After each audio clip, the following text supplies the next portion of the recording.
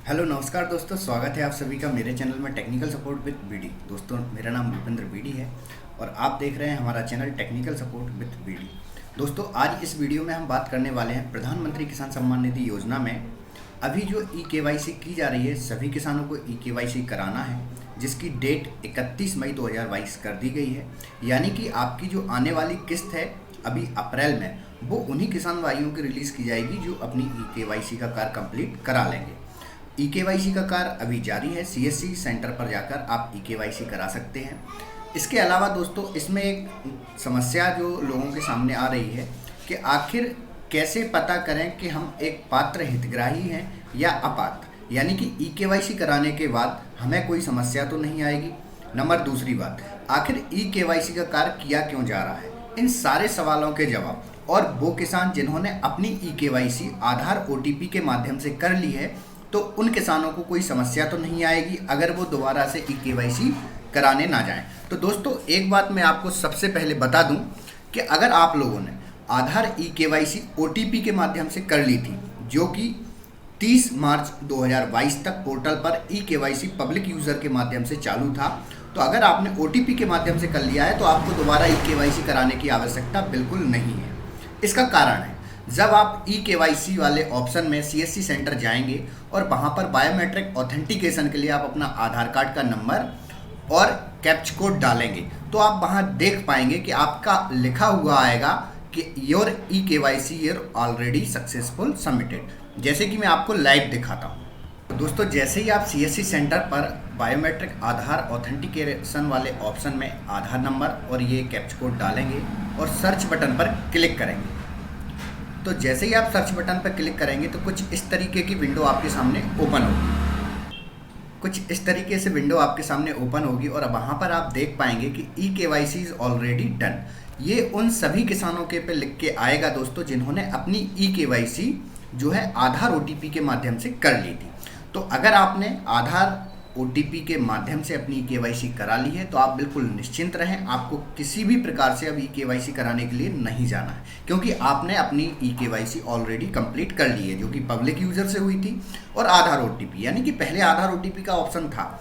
अगर आप अब सीएससी सेंटर जाएंगे और ये लिंक है जो exlink.pmkisan.gov.in e-KYC biometric device ASPX, इस वाली साइट पे आप जैसे अपना आधार नंबर और ये डालेंगे बायोमेट्रिक आधार ऑथेंटिकेशन वाले ऑप्शन में, तो आपको ये देखने को मिल जाएगा। तो इसका मतलब है कि आपकी ई-केवाईसी कंप्लीट हो चुकी है। आप ये स्वयं से चेक नहीं कर सकते हैं, इसके लिए आपको अपने नज़दीकी सीएससी सेंटर पर जाके चेक करवा लेना होगा।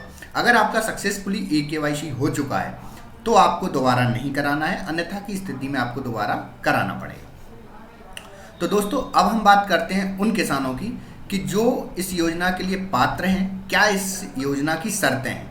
उन सभी सवालों को हम एक एक करके लेते हैं, जो आप लोगों के बहुत ज़्यादा कमेंट्स आते हैं मुझे कि कैसे हम पता करें कि हम इस योजना के लिए पात्र हैं। तो दोस्तों, ये पीएम किसान की ऑफिशियल वेबसाइट है pmkisan.gov.in।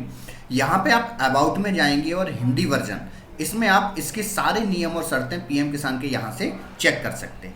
पीएम किसान सम्मान निधि योजना में कौन कौन पात्र हैं, किस प्रकार से इस योजना को लागू किया गया था। ये योजना जो लागू हुई थी वो 1/12/2018 से लागू हुई थी। इसके बाद पात्र परिवारों की पहचान के लिए कट ऑफ डेट 1/2/2019 निश्चित की गई थी। भू अधिकारों को ही आधार मानकर सहायता की पात्रता निश्चित की गई थी। इसके पश्चात दोस्तों, पात्र लघु एवं सीमांत परिवार एक ऐसा परिवार होगा जिसमें पति पत्नी तथा अवयस्क बच्चे जिनकी आयु 18 वर्ष से कम हो सम्मिलित होंगे। यानी कि एक परिवार एक हेड माना जाएगा उन लोगों को, यानी कि पति पत्नी और एक नाबालिग बच्चा, जिनके पास राज्य तथा केंद्र शासित प्रदेशों में भू अभिलेखों में सम्मिलित रूप से 2 हेक्टेयर तक की कृषि योग्य भूमि का स्वामित्व होगा। इसके बाद दोस्तों, 2015-16 में हुई कृषि गणना के आंकड़ों के आधार पर 18-19 में लघु एवं सीमांत कृषक परिवारों का अनुमान किया गया। तदनुसार वर्ष 18-19 में लघु एवं सीमांत किसानों के पास भू जोतों की अनुमानित संख्या 13.15 करोड़ है। उच्च आय श्रेणी के परिवार संभावित पात्रता श्रेणी से बाहर होने के परिप्रेक्ष्य में पात्र परिवारों की संख्या 12.50 करोड़ होगी।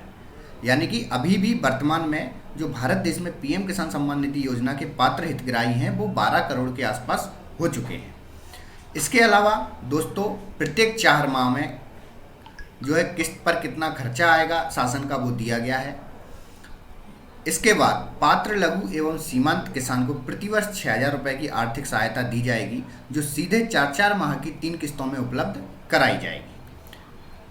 इसके बाद दोस्तों बैंक खाते में जो है आपके डायरेक्ट ये राशि आएगी डीबीटी के माध्यम से, और इसमें अन्य वो सारी बातें दी हैं जो इस योजना के चलाने के लिए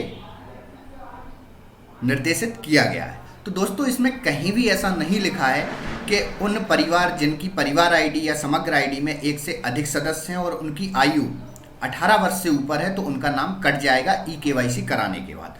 ऐसा भ्रम फैलाया गया है लोगों के बीच में। बहुत सारे लोग मुझसे पूछ रहे थे क्या ई-केवाईसी कराने के बाद हमारा नाम कट जाएगा, यानी कि मेरे पिताजी का और मेरी उम्र 18 वर्ष से ऊपर है, हम दोनों को इस योजना का लाभ मिल रहा है, हमारे नाम जमीन अलग अलग है, तो हमारा नाम क्या कट जाएगा ई-केवाईसी कराने के बाद? तो दोस्तों ऐसा बिल्कुल नहीं है। किसी भी व्यक्ति का ई-केवाईसी कराने के बाद नाम नहीं कटेगा।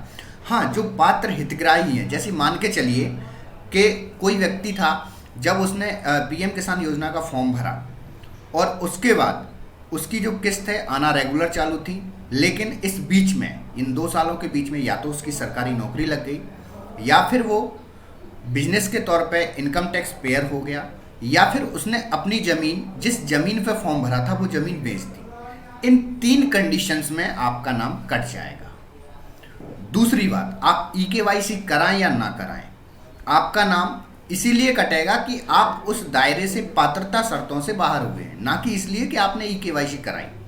वो तो आप वैसे भी हट जाएंगे जब आपके संबंधित हल्का पटवारी को यह जानकारी लगेगी ग्रामीणों के माध्यम से कि आपकी सरकारी नौकरी लग चुकी है या फिर आपने अपनी ज़मीन बेच दी है जिस ज़मीन पर आप इस योजना का फ़ायदा ले रहे थे। दूसरी बात, ऐसे किसी भी किसान का नाम नहीं काटा जाएगा जो 18 वर्ष से ऊपर है और जिनके नाम ज़मीन है।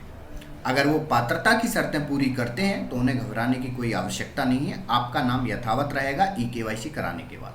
तो मेरी आप लोगों को सलाह है कि आप नज़दीकी सीएससी सेंटर पर जाके अपनी ई-केवाईसी का कार्य अवश्य पूर्ण करा लें, क्योंकि अभी ये डेडलाइन जो दिखाई दे रही है 31 मई, ये पहले आपको पता है कि मार्च थी, लेकिन ये डेट क्यों बढ़ाई गई? क्योंकि पूरे भारत देश में पीएम किसान सम्मान निधि योजना की ई-केवाईसी जब से चालू हुई थी तब से बहुत कम किसानों ने अपनी ई-केवाईसी कंप्लीट करवाई थी, तो उसी को देखते हुए इसकी डेट बढ़ाई गई। ना कि ये आपको पता होगा पेपर के माध्यम से, पत्राचार के माध्यम से और कई लेटर विभागों ने जारी किए हैं कि सभी किसानों को ई-केवाईसी का कार्य कराना कंपलसरी है।